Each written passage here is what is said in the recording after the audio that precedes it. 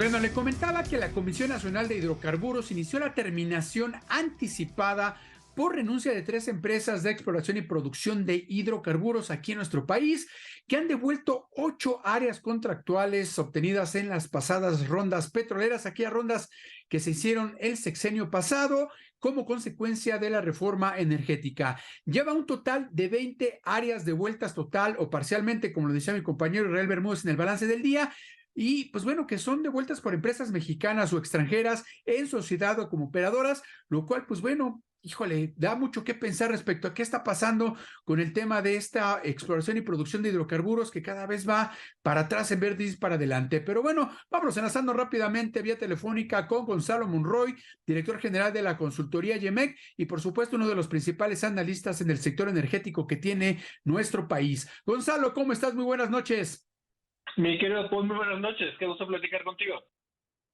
Me da mucho gusto saludarte, mi querido Gonzalo. Y pues bueno, ¿qué está pasando con el tema de las empresas que están dejando estas pues áreas contractuales que habían obtenido en las rondas petroleras, mi querido Gonzalo? Efectivamente, Paul. Y mira, primero yo te empezaría platicando de que este procedimiento, que es la devolución del área contractual, es un procedimiento bastante común y estándar. Y no hay mucho Ok. que pueda decir si es algo bueno o malo con respecto al país. Y ahora me explico.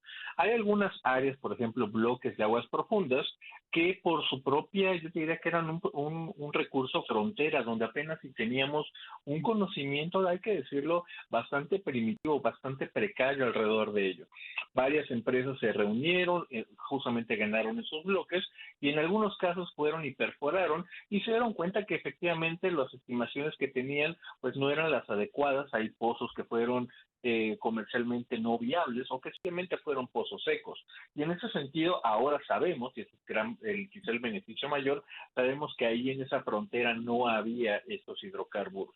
Por otro lado, te decía que también es una parte mixta. Y tomamos el ejemplo del campo de Sama. Ahí sabemos que hay una producción importante, hubo un descubrimiento de los más importantes que han ocurrido en los últimos, pues yo te diría que casi 15 años en México, en ese caso por parte de un consorcio privado. ¿Qué ocurre? Ahí se dan cuenta de que, ok, el bloque es una extensión considerable, estamos hablando de casi de 200 200 kilómetros cuadrados, es una extensión bastante generosa. Obviamente el campo no cubre toda esta área y esas áreas lo que se hace es que se regresan al Estado mexicano, que a su vez podría ponerlas de nuevo en otra licitación más adelante. Obviamente con la interrupción que ocurrió en esa administración de las rondas petroleras, pues esta oportunidad ya no se ha capitalizado. Pero en ese sentido yo te diría, Paul, es un proceso bastante estándar. Ahí México, los mexicanos, la nación mexicana retiene la propiedad y la potestad sobre sus áreas contractuales, que si alguien no las está utilizando o aprovechando, pues regresan al cargo de la nación.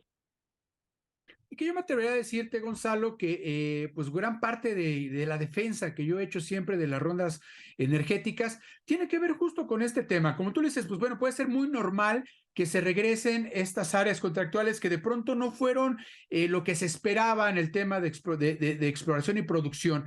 Y por eso es importante y siempre he defendido el tema de la reforma energética, porque justo se comparten estos riesgos entre las empresas privadas, entre Pemex, por ejemplo, para que cuando ocurra esto de que no era el área contractual que se estimaba que podría haber petróleo, pues no todos los riesgos se vayan a la empresa del Estado y se termine perdiendo dinero que pues a final de cuentas es dinero de los mexicanos, sino compartir estos riesgos. Si se gana, ganan todos, si se pierde, pierden todos, ¿no?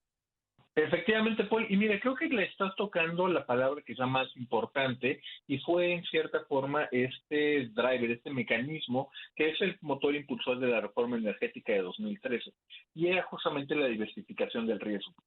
En México, cuando las cosas no salieran bien, como es el caso, y hay que entenderlo y vamos a poner un número. En México estamos hablando que 1 de cada 3 pozos que se perfora son exitosos, o al menos son en las cantidades suficientes para hacerlo comercialmente viable. De poco nos sirve justamente ir por, yo te diría, por los charales cuando tenemos que estar yendo por las ballenas. Y aquí hay que ponerlo muy claro, Claro. esas ballenas implican un riesgo muchísimo mayor, no siempre se encuentra petróleo, ya quisiera toda la industria tener la certeza de que donde se perfore haya petróleo o hidrocarburos en general. La realidad es que no. Ahí hay muchas estimaciones, hay modelos petrofísicos, geofísicos, para entender dónde pudiera haber hidrocarburo, pero hasta que no se perfora, no se puede saber si hay o no hay. Y en ese sentido, como muy bien apuntas, antes México era el que apostaba todo en la mesa, México era el que o ganaba todo o perdía todo. Hoy justamente todo esto que ha ocurrido son empresas que a su propio costo, a su propio riesgo, decidieron invertir en nuestro país. Los resultados en algunos casos, como te decía, son mixtos. Hay algunos buenos prospectos, hay otros que definitivamente no lo fueron. Y México en ese sentido no le costó un solo dólar. Y en el Inter te puedo decir que el saber cuáles son los modelos, dónde hay una mayor prospectividad de recursos, dónde podríamos encontrar petróleo, pues hoy tenemos un mayor conocimiento y por ende mejores modelos al respecto. E inclusive hasta compartir tecnología, ¿no, Gonzalo? Porque hay muchas áreas donde se podría explorar, explotar inclusive hidrocarburos, pero que nuestro país no cuenta con la tecnología, como en el caso de aguas profundas, y de ahí la ventaja de ir en estas alianzas con la iniciativa privada. Totalmente, y ahí creo que entra un tema muy importante, Paul, con respecto a dónde está parado hoy, cuáles son los prospectos mexicanos. Creo que eso es muy importante. Hoy sabemos, por ejemplo, que en la cartera de petróleo, bueno, en este caso la cartera de Pemex, pues solamente hay dos proyectos de aguas profundas. Uno, que es la asociación que tienen con BHP, ahora Woodside, es una parte de Woodside, y el campo justamente de la Cache, un campo bastante cuestionado, es un campo de aguas profundas de gas natural no asociado, no tiene prácticamente líquidos, y aquí entramos a unos temas muy complejos de Pemex podría hacerlo, y yo te diría, Pemex podría hacerlo, sí, sí puede hacerlo, tiene las capacidades. El problema es que no tiene experiencia. Esta es la primera vez que Pemex va a tratar de producir una sola gota de hidrocarburo.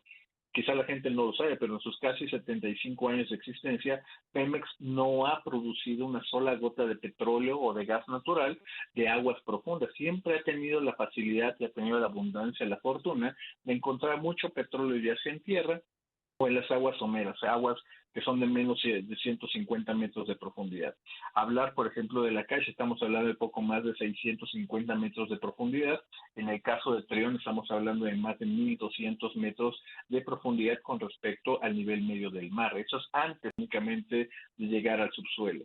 Así que obviamente eso es un juego totalmente nuevo. En su Pemex todos hacemos literalmente nuestros mejores deseos para que le vaya bien, pero los prospectos, por desgracia, no son favorables para la empresa del Estado. Claro, justo te iba a comentar eso, mi querido Gonzalo. ¿Cuáles son tus perspectivas para 2023 en el tema de exploración y producción, teniendo en cuenta que no ha habido licitaciones, no ha habido nuevas rondas de licitación en este sexenio? Pues mira, yo te diría de que por desgracia parece que estamos en un momento inercial. Yo te diría que gran parte de lo que hemos visto en exploración y producción de hidrocarburos en México es prácticamente la inercia. Ha habido muy pocos avances en términos de lo que Pemex está desarrollando. La estrategia, por ejemplo, de los campos prioritarios, que era una idea de desarrollar campos pequeños de muy alta, que muy rápido convertirlos de descubrimiento a producción, pero es a lo que yo me refería con los charales. Ninguno, ni siquiera agrupando los 20 campos prioritarios, pues alcanzan siquiera un tercio de lo que se alcanzó con Sama. Son campos ridículamente pequeños. En el caso, por ejemplo, de hacia dónde vamos, pues nos damos cuenta que, por ejemplo, la industria privada, las que ganaron y ya están produciendo petróleo, las rondas petroleras van a exceder ya por fin de manera sostenida más de 100,000 barriles y hacen una contribución que, aunque pequeña, sigue creciendo.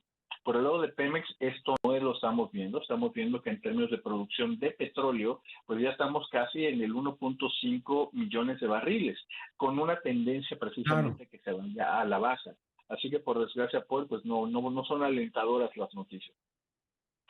Gonzalo, te agradezco mucho, como siempre, que nos hayas tomado la llamada. Te mando un fuerte abrazo, te deseo lo mejor para 2023 y siempre mi agradecimiento, Gonzalo, por pues, tomarnos las llamadas para que nos platiques desde tu punto de vista, pues todo este factor energético que sigue cambiando y seguirá transformando México. Fuerte abrazo, Gonzalo, y por ahí te debo una colimita.